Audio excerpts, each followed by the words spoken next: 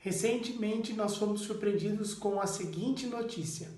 Segundo dados disponibilizados pelo governo de São Paulo, nós enfim tivemos o primeiro dia em que não houve o registro de mortes aqui no estado de São Paulo decorrente da Covid-19. Essa, sem dúvida, é uma excelente notícia. Afinal de contas, ela sinaliza para o possível término desta pandemia que estamos vivenciando e que ceifou tantas vidas ao longo desse período. Apesar de se tratar de uma boa notícia, nós reconhecemos que nem de longe o problema da morte foi resolvido. Até porque, superada a pandemia, pessoas continuarão nascendo e pessoas continuarão morrendo, tal como nós sempre tivemos conhecimento. Mas se ainda assim essa notícia relacionada à diminuição dos casos de morte da Covid lhe trouxe um certo alento, eu tenho uma ainda melhor. Na verdade, a Bíblia registra uma verdade ainda melhor do que essa.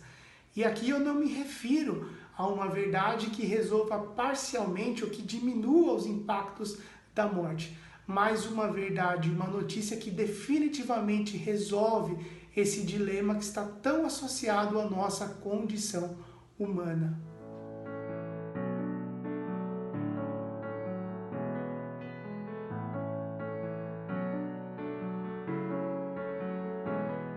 O número alarmante de óbitos registrados ultimamente nos convida a refletir com maior profundidade a respeito da morte.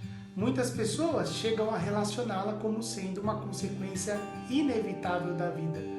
Certamente você já ouviu a seguinte expressão: olha, a consequência da vida é a morte. A morte faz parte da vida. Mas será que é isso que a Bíblia nos ensina? Certamente que não. O apóstolo Paulo nos diz que o salário do pecado é a morte, mas o dom gratuito de Deus é a vida eterna em Cristo Jesus. Nós entendemos, portanto, que a morte advém do pecado e não da vida. Deus não nos fez para a morte, Deus nos fez para que tivéssemos uma vida em abundância. O problema é que na criação, Adão e Eva, os nossos primeiros pais, pecaram contra Deus. E Deus, portanto, exercendo o seu justo juízo, impôs sobre a humanidade que esta experimentasse as consequências da morte. Ainda assim, a morte revela o aspecto retributivo que decorre da justiça divina.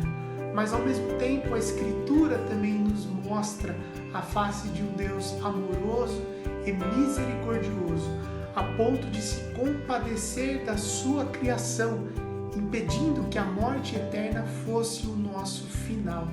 Para isso, Ele enviou seu Filho unigênito, Jesus Cristo, para que morresse em nosso lugar e oferecesse um sacrifício de expiação pelos nossos pecados.